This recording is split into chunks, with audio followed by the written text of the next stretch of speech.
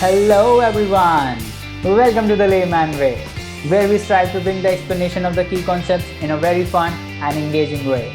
Concepts from the field of UPSC, PSC, CAT, you name it, we have it. And guys, we are trying to create a big impact by providing free quality education so that everyone can get access to this education and you can be a part of this revolutionary journey by doing just few things, liking and sharing the video and subscribing to the channel. And also, do not forget to recommend the video to your friends. Alright guys, if you want to view the full playlist, you can always go on the I button in the top right corner and view our full course. And if you are watching this video, do not forget to leave a comment down below and share your progress with others so that we can motivate one another, and let's get started. So guys, welcome to the course.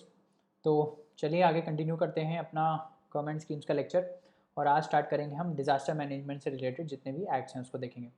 तो पहला आता है disaster management act of 2005, है ना।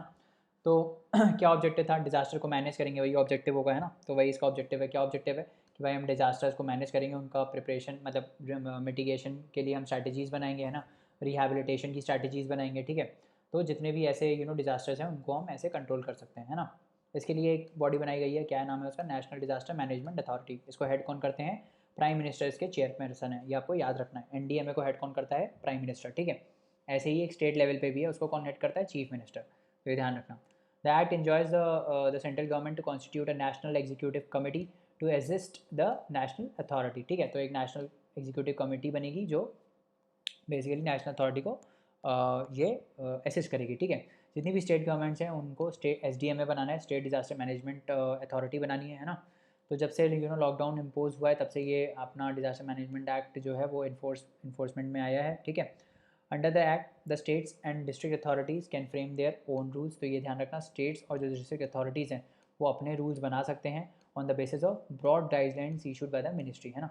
तो जो भी guidelines ministry issue करती है उसके बेसिस पे ये लोग बना सकते हैं, ठीक है। The legal basis for the DM act comes on the entry 23 of concurrent list. तो ध्यान रखना, डिजास्टर मैनेजमेंट जो है वो कौन सा सब्जेक्ट है, कॉन्करेंट लिस्ट में आता है। तो ध्यान रखना, कॉन्करेंट लिस्ट में आता है। Social security and social insurance के नाम से है ये, ठीक है। तो आपको याद रखना कि जो social security and social insurance है वो कौन सी लिस्ट में आता है, कॉन्करेंट लिस्ट में आता है, ठीक है।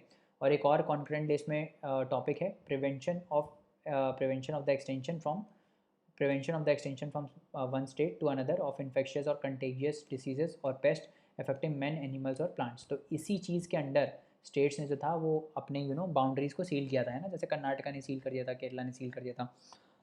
तो वो इसी वजह से किया था क्योंकि कॉन्करेंट लिस्ट में ये पार्ट है, स्टेट्स भी लॉ बना सकते हैं ना। तो वो किसके अंडर बनाया था, तो ये ध्यान रखना, अगर ऐसे कोई पूछ ले कि जो बॉर्डर सील हुए थे स्टेट्स के वो किस एक्ट के अंदर हुए थे, तो वो ये वाला है, ये वाला लिस्ट सब्जेक्ट है। वो क्यों हुए थे, स्टेट्स कैसे बना सकते हैं ये लोग, स्टेट कैसे प्रिवेंट कर सकते हैं कि हम कोई चीज़ अलाउ नहीं करेंगे अपने अपने स्टेट के अंदर हम कोई चीज़ अलाउ नहीं करेंगे। क्योंकि देखो, फ्रीडम टू कैरी ट्रेड तो सबके पास होता है ना, फ्रीडम टू कैरी ट्रेड तो कॉन्स्टिट्यूशन में दिया हुआ है, उसको आप कैसे हटा सकते हो, राइट। तो वो एक्चुअली कॉन्करेंट लिस्ट में एक सब्जेक्ट है जिसका नाम है prevention of the extension from one state to another of infectious or contagious diseases or pest affecting man, animals or plant. इसके थ्रू उन्होंने बॉर्डर को सील किया था, ठीक है। उसके बाद आगे बात करते हैं स्टेट डिज़ास्टर रिस्पांस फंड के बारे में, ठीक है। तो अगर जब हम डिज़ास्टर की बात करते हैं तो सबसे पहले हम डिज़ास्टर की डेफिनेशन देख लेते हैं। तो ये आपको याद रखनी है, ठीक है। तो डिज़ास्टर मैनेजमेंट एक टॉपिक है मेंस में भी, है ना। तो उस मेंस के टॉपिक के लिए आपको ये डेफिनेशन जो है वो नोट कर लेना, क्योंकि ये डायरेक्टली डिज़ास्टर मैनेजमेंट एक्ट से आई है ये डेफिनेशन, ठीक है। तो डिज़ास्टर मैनेजमेंट एक्ट में बेसिकली डिज़ास्टर की डेफिनेशन डिफाइंड है।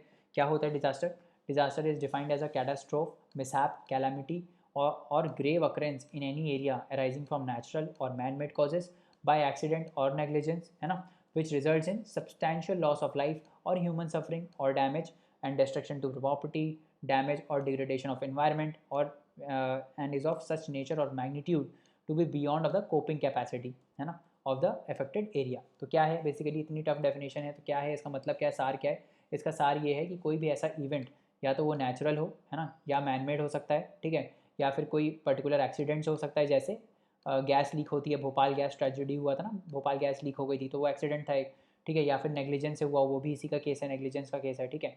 नेचुरल हो जैसे सुनामी वगैरह है ना। मैन मेड हो, कोई मैन मेड हो सकता है, या तो जैसे कोई बड़ा सा टावर गिर गया या ऐसा कुछ, टावर तो नहीं, मतलब ये तो क्या ही मैन मेड होगा। ग्लोबल वार्मिंग एक मैन मेड है चीज़, है ना, जिससे फ्लड लेवल बहुत जो ये पानी का लेवल बहुत राइज कर रहा है, उससे फ्लड्स आ रहे हैं, राइट।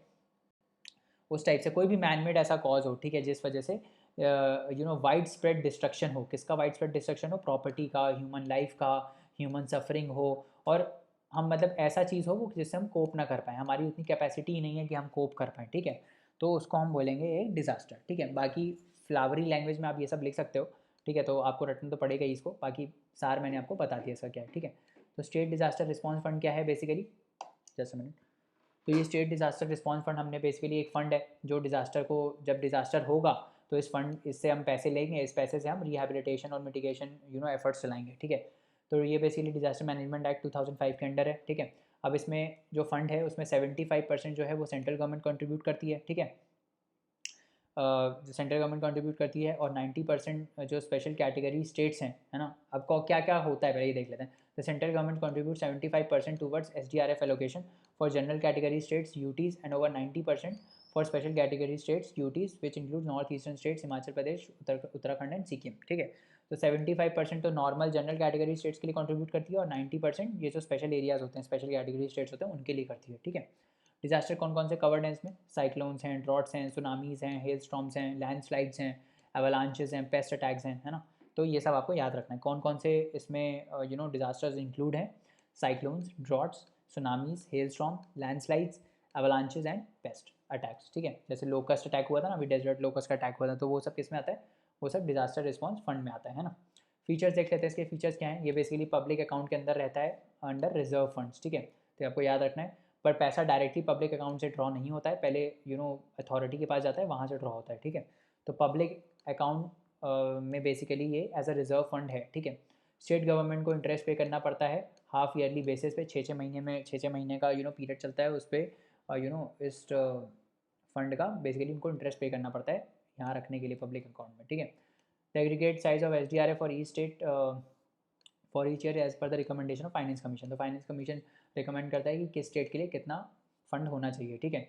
जो गवर्नमेंट का शेयर है इसमें, जो हमने देखा था ना कि 75% जो है वो गवर्नमेंट, सेंट्रल गवर्नमेंट कंट्रीब्यूट करती है, वो वाला as a grant in aid treat होता है, ठीक है। उसके बाद आगे बात करते हैं, ठीक है, जो रिलीफ मेजर्स हैं कि रिलीफ में क्या क्या होगा, है ना। रिलीफ मेजर्स हमारी क्या क्या होंगी, वो कौन डिसाइड करता है? वो बेसिकली स्टेट एग्जीक्यूटिव कमेटी हमारी डिसाइड करती है, जो कि डिजास्टर मैनेजमेंट एक्ट के अंदर बनी हुई है ना। State executive committee is responsible for overall administration of SDRF, है ना। तो overall administration state disaster response fund का कौन देखता है? ये स्टेट एग्जीक्यूटिव कमेटी देखती है ना। However the administrative expenses of state executive committee are borne by the state government from its normal budgetary provisions and not from SDRF or NDRF, ठीक है। तो ये आपको ध्यान रखना है ना। ये स्टेट गवर्नमेंट बॉर्न कर जिसकी जितना भी एक्सपेंस है, ये स्टेट एग्जीक्यूटिव कमेटी का जो भी फंक्शनिंग का फंक्शनिंग में जो भी पैसा लगता है वो कौन देती है? स्टेट गवर्नमेंट देती है। तो ध्यान रखना है, स्टेट गवर्नमेंट देती है। The norms regarding the amount to be incurred on each approved item of the expenditure are fixed by the ministry of home affairs. तो कितना भी खर्चा आप कर सकते हो, जितना खर्चा आप कर सकते हो किसी पर्टिकुलर आइटम पे, उसको सेट करने वाली अथॉरिटी कौन है? Ministry of home affairs. और वो मिनिस्ट्री ऑफ फाइनेंस के साथ बेसिकली कोलैबोरेट करके बताती है कि कितना खर्चा हो सकता है, ठीक है। कोई भी अगर एक्सेस एक्सपेंडिचर होता है तो वो स्टेट गवर्नमेंट अपने बजट से देती है, ठीक है। मिनिस्ट्री ऑफ होम अफेयर्स जो है वो नोडल मिनिस्ट्री है इसको इस फंड के लिए बेसिकली, ठीक है। तो आपको याद रखना है कौन सी मिनिस्ट्री है? Ministry of home affairs. Ministry of home affairs basically क्या है? इस एक्ट के लिए ओवरसीइंग अथॉरिटी है ना। क्या एक्ट जो है वो इस फंड को ऑडिट करता है हर साल, है ना, तो ऑडिटेबल है ये, ठीक है। उसके बाद सिंस स्टेट का देख लिया तो हम नेशनल का भी देख लेते हैं। National disaster response fund same काम करता है, डिजास्टर मैनेजमेंट एक्ट के अंदर है, स्टैट्यूटरी प्रोविजन के अंदर इस्टेब्लिश हुआ है, ठीक है। क्या है रोल्स इसके? भाई स्पेशलाइज रिस्पांस देगा डिजास्टर के टाइम, फोर्स है बेसिकली, ये ध्यान रखना, यहाँ फंड था, ये फोर्स है ना। तो नेशनल डिजास्टर रिस्पांस फोर्स है ये, ठीक है। तो मान लो जैसे उत्तराखंड में फ्लड्स आए थे, या उत्तराखंड में बादल फट गया था, है ना, तो उसमें जो रिलीफ ऑपरेशन कैरी होता है ना, उसको कैरी आउट करना, ठीक है। तो स्पेशलाइज रिस्पॉन्स कैरी आउट करना डिजास्टर्स के टाइम, ठीक है। प्रोएक्टिव डिप्लॉयमेंट करना, है ना, during the impeding disaster situations. Acquire and continually upgraded on training and skills. तो स्किल्स को अपग्रेड करना आपने कि कैसे भाई कोई डिज़ास्टर आएगा तो हम कैसे कोप अप करेंगे उससे, है ना। फिर मॉक ड्रिल्स करते हैं ये लोग, इसको बार बार ये परफॉर्म करते हैं ताकि जब एक्चुअली में डिज़ास्टर आए तो ये लोग एक्चुअली में अच्छे से काम कर पाएँ, है ना। बेसिक लेवल ऑपरेशनल ट्रेनिंग होती है इनकी, है ना। तो ये सब है।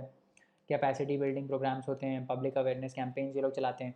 तो ये सब किसका काम है? पब्लिक अवेयरनेस कैंपेन चलाना नेशनल डिज़ास्टर रिस्पॉन्स फोर्स का, ठीक है। उसके बाद आगे बात करते हैं prime minister national relief fund के बारे में। PMNRF कब लॉन्च हुआ था ये? PMNRF बहुत पुराना है ये, बेसिकली जवाहरलाल नेहरू के टाइम का है ना। तो जब हमारा पार्टीशन हुआ था 1947 में, जब हमारा पार्टीशन हुआ था, तो पाकिस्तान से कुछ कुछ लोग इंडिया में आए थे, है ना। तो उनकी हेल्प करने के लिए बेसिकली ये PMNRF इंट्रोड्यूस किया गया था, है ना। Was establish with the public contribution. Public का कंट्रीब्यूशन होता है to assist the displace person from the Pakistan. तो पाकिस्तान से जो भी डिस्प्लेस हुआ था उसको असिस्ट करने के लिए ये था, है ना। अब क्या इस कहाँ इसका पैसा जो है वो कहाँ यूज़ होता है? तो यूटिलाइजेशन इस पैसे का कहाँ होता है? उन फैमिलीज़ को रिलीफ प्रोवाइड करने में जो नेचुरल कैलामिटीज़ में जिनका कोई मर गया हो, है ना। जैसे नेचुरल कैलामिटीज़ जैसे फ्लड्स हो गया, साइक्लोन्स हो गया, अर्थक्वेक्स हो गया, है ना। और victims of major accidents and riots, उन सब में ये पैसा यूज़ होता है ना, PMNRF का। समझ में आया? इसमें ये जो पैसा है और कहाँ इसमें तो यूज़ होता है, और कहाँ डायरेक्ट हो सकता है ये पैसा? ये बेसिकली मेडिकल ट्रीटमेंट के लिए डायरेक्ट हो सकता है, ठीक है। तो अगर जैसे हार्ट सर्जरीज हों, किडनी ट्रांसप्लांट हो रहा हो, कैंसर का ट्रीटमेंट हो रहा हो, तो इन सब में भी इससे पैसा जा सकता है ना। इसके की फीचर्स देखें तो इसको इससे अगर कोई पैसा लेना हो, मान लो मेरे को PMNRF से पैसा लेना है, तो कौन अप्रूव करेगा? Prime minister. तो ये बेसिकली प्राइम मिनिस्टर के कंट्रोल के अंडर है ना। ये ध्यान रखना कि it has not been constituted by the parliament. तो ये बहुत इंपॉर्टेंट है, इट हैज़ नॉट बीन, ठीक है। It has not been constituted by the parliament, ठीक है। तो कोई स्टैट्यूटरी नहीं है ये, it has not been constituted under the parliament. The fund is recognise as a trust under the income income tax act के अंदर ये एज अ ट्रस्ट रिकॉग्नाइज है ना। और प्राइम मिनिस्टर इसको मैनेज करता है। इसका जो भी कॉन्ट्रीब्यूशन है वो इनकम टैक्स एग्जेम्पशन है उस पर, है ना। इनकम टैक्स आपको नहीं देना पड़ेगा, है ना। प्राइम मिनिस्टर इनके चेयरमैन है, ये सब मालूम ही है। और it contribution apply also qualify है CSR। तो कोई भी कंपनी मान लो अगर PMNRF में फ़ंड डाल रही है तो वो कॉर्पोरेट सोशल रिस्पॉन्सिबिलिटी में काउंट करता है, ठीक है। तो ये आपको याद रखना है ना। उसके बाद नेक्स्ट क्वेश्चन आता है कि how are the surplus funds of PMNRF deployed. मतलब जो इसमें फ़ंड है वो कहाँ डिप्लॉय होते हैं। तो ये मैंने बताई थी आपको कहाँ डिप्लॉय होते हैं ना। In general the funds are either disbursed immediately और they are committed for specific purpose, है ना। The balance of the fund invested in various which schedule commercial banks and other agencies to ensure long term sustainability. बेकार है, कुछ नहीं है। आप बस ये याद रखो कि ये जो फंड है वो कहाँ यूज़ होता है? ट्रीटमेंट में यूज़ हो सकता है, medical treatment, heart diseases, kidney transplantation, cancer treatment और विक्टिम्स को रिलीफ प्रोवाइड करने में यूज़ होता है, ठीक है। कंट्रीब्यूशन की अगर हम टाइप की बात करें तो कैसा कंट्रीब्यूशन होता है इसमें दोनों टाइप की कंट्रीब्यूशन होता है। वॉलंटरी होता है, ठीक है। और सॉरी इसमें सिर्फ वॉलंटरी होता है, वो PM केयर्स में होता है। इसमें से वॉलंटरी कॉन्ट्रीब्यू PM केयर्स में भी खैर वॉलंटरी कॉन्ट्रीब्यूशन ही है। तो ये ध्यान रखना है आपको कि जो PMNRF है इसमें सिर्फ वॉलंटरी डोनेशन ही हो सकता है। इसमें वॉलंटरी डोनेशन कौन कौन दे सकता है? इंडिविजुअल्स या इंस्टीट्यूशन इसमें वॉलंटरी डोनेशन दे सकते हैं, ठीक है। Contributions flowing out of budgetary resources of the government or from the balance sheets of the public sector undertakings are not accepted। वही बोल रहा हूँ ना, वॉलेंट्री है, सिर्फ वॉलेंट्री ही है ना। कोई बजटरी सपोर्ट इसको नहीं दिया जाता है, ठीक है। At the time of national calamity of devastating scale prime minister makes an appeal for the donation of the fund. बकवास। आगे बढ़ते हैं, जस्ट अ मिनट, कहाँ चला गया? हाँ, तो यहाँ पे था ना, हम लोग थे यहाँ। तो ये आपको याद रखना है कि ये सिर्फ वॉलेंट्री डोनेशन है, ठीक है। ये ध्यान रखना आपको, ये वॉलंटरी डोनेशन है, ठीक है। अब कौन कौन से एक्ट लॉकडाउन्स में काम कर रहे थे, हम इसको भी देख लेते हैं। कौन कौन से ऐसे एक्ट्स हैं जो लॉकडाउन में हमारे सामने आए थे। तो पहला है सेक्शन 188 ऑफ IPC, ठीक है। तो ये किससे डील करता है? ये बेसिकली अगर आप कोई ऑर्डर डिसोबे कर रहे हो, ठीक है, कोई पब्लिक सर्वेंट ने ऑर्डर दिया रखा है कि भाई लॉकडाउन है, बाहर नहीं निकलना है ना। तो आप बाहर निकल रहे हो और नौटंकी कर रहे हो, ठीक है। तो इस ऑर्डर को डिसोबे करने के लिए आपको जेल हो सकता है, ठीक है। 1 से 6 महीने तक का आपको जेल हो सकता है। ये कहाँ दिया है? सेक्शन 188 ऑफ IPC में, ठीक है। तो एपिडेमिक डिसीज़ एक्ट जो काफ़ी स्टेट्स ने रिवोक किया था, ठीक है, जो काफ़ी स्टेट्स ने लगाया था, उसके अंदर जो पनिशमेंट होती है वो बेसिकली सेक्शन 188 IPC उसको डिफाइन करता है, ठीक है। उसके बाद दूसरा सेक्शन आता है section 51 of disaster management act, है ना।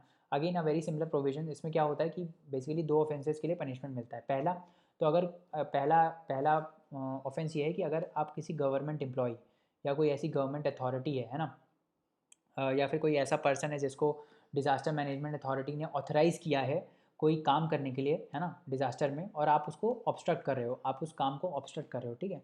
तो आपको बेसिकली जेल हो सकती है, ठीक है। तो समझ में आया, आपको जेल हो सकती है।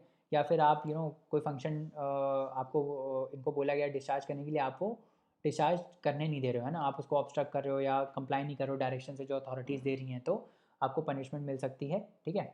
तो वही है बेसिकली, इसमें आपको 2 साल तक की जेल हो सकती है। तो ये अब ध्यान रखना है, ऐसा मत करना, ठीक है। उसके बाद आता है सेक्शन 505 ऑफ आईपीसी, ठीक है। तो सेक्शन 505 ऑफ आईपीसी में 3 साल का इम्प्रिजनमेंट डिफाइन है। आपको 3 साल का इम्प्रिजनमेंट मिल सकता है अगर आप कोई फर्जी इन्फॉर्मेशन फैला रहे हो।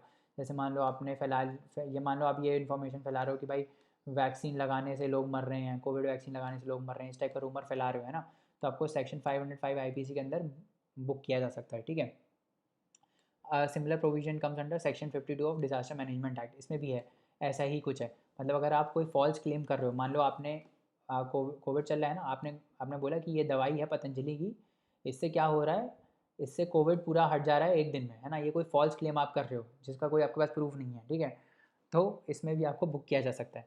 Any false claim for obtaining any relief, assistance, repair, reconstruction और other benefit from any official authority can be sentence to a maximum of 2 years imprisonment and a fine will be imposed on a person।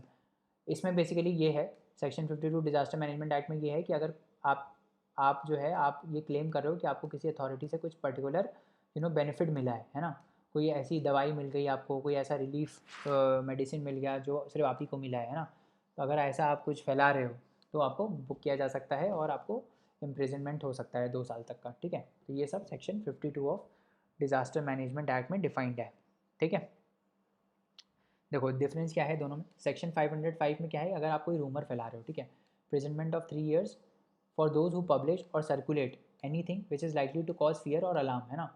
तो मान लो आपने ये जैसे ये वाला मैं example दे रहा था कि वैक्सीन लगाने से लोगों की मौत हो रही है, ठीक है, लोग मर रहे हैं, तो ये इससे क्या है, इससे फियर जनरेट होगा, इससे, है ना, ये सब फॉल्स क्लेम है।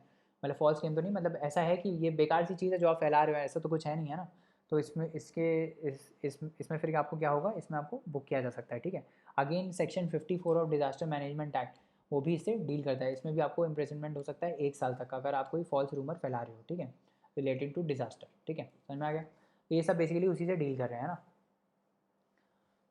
जैसे मिनट, अब आगे बात करते हैं नेशनल डिजास्टर मैनेजमेंट अथॉरिटी की, एनडीएमए की। तो एनडीएमए को हेड कौन करता है, प्राइम मिनिस्टर अपने हेड करते हैं, ठीक है। वैसे ही स्टेट लेवल पे होती है एसडीएमए, इसको कौन हेड करता है, चीफ मिनिस्टर हेड करते हैं, है ना, हमने देखा भी था। तो आगे बढ़ते हैं, अब इसकी रिस्पॉन्सिबिलिटीज़ देखते हैं एनडीएमए की क्या है रिस्पॉन्सिबिलिटीज़, ठीक है। तो बेसिकली पॉलिसीज़ बनाती है डिजास्टर मैनेजमेंट के लिए, नेशनल प्लान को अप्रूव करती है, डिजास्टर मैनेजमेंट से जितने नेशनल प्लान है उसको अप्रूव करती है। और कौन से प्लान्स को अप्रूव करती है, जो मिनिस्ट्रीज़ और डिपार्टमेंट्स बनाते हैं नेशनल प्लान के अकॉर्डिंग में, जो मिनिस्ट्रीज़ और डिपार्टमेंट्स अपने प्लान बनाते हैं उसको अप्रूव करती है। गाइडलाइंस बनाती है स्टेट अथॉरिटीज़ के लिए, डिफरेंट मिनिस्ट्रीज़ के लिए गाइडलाइंस बनाती है, ठीक है, कि डिज़ास्टर में कैसे हम प्रिवेंट करेंगे, मिटिगेट करेंगे, उसके लिए बताती है, ठीक है। और पॉलिसी को बेसिकली इन्फोर्स करती है और इम्प्लीमेंट करती है, ठीक है, डिज़ास्टर मैनेजमेंट से रिलेटेड जितनी है। फिर क्या है, फंड्स का प्रोविज़न देखती है ना, मिटिगेशन में फंड्स कैसे यूटिलाइज होंगे, ठीक है। और क्या करती है, provide such support to other countries, जो डिज़ास्टर से अफेक्टिव कंट्रीज़ हैं उनको बेसिकली असिस्टेंस प्रोवाइड करती है। और take other measures for the prevention of disaster or the mitigation or preparedness and capacity building for dealing with threatening disaster situation or disasters as it may consider necessary, ठीक है। ये सब subjective statements हैं बहुत, अगर lens में आ जाए तो बिना देखे सही मारना है आपको, ठीक है। Lay down broad policies and guidelines for the functioning of national institute of disaster management, ठीक है। तो ऐसी कोई सब्जेक्टिव स्टेटमेंट जब आती है, ठीक है, कि ये भाई इसका फंक्शन है ना, तो आप एक बार वो स्टेटमेंट पढ़ लो। अगर आपको कुछ ऐसा एक्सट्रीम स्टेटमेंट नहीं दिख रहा है उस चीज़ में ना, आपको लग रहा है बहुत ही जेनरिक स्टेटमेंट है, तो आप सही मार दो उसको, ठीक है, समझ में आ रहा है। चलो तो चलिए दोस्तों, आज के लिए इतना रहने देते हैं, बाकी कंसेप्ट्स नेक्स्ट लेक्चर में पढ़ेंगे। और जाने से पहले लाइक शेयर सब्सक्राइब करना ना भूलें, चैनल को रिकमेंड करें अपने दोस्तों को, और आप हमको अपने डाउट्स और क्वेरीज़ जो हैं वो queries@thelaymanway.com पे भेज सकते हैं, जहाँ पे हम आपका रिप्लाई इंस्टेंटली करेंगे। तो चलिए नेक्स्ट लेक्चर में मिलते हैं, तब तक पढ़ते रहिए, हार्ड वर्क करते रहिए। Thank you so much, bye bye and take care.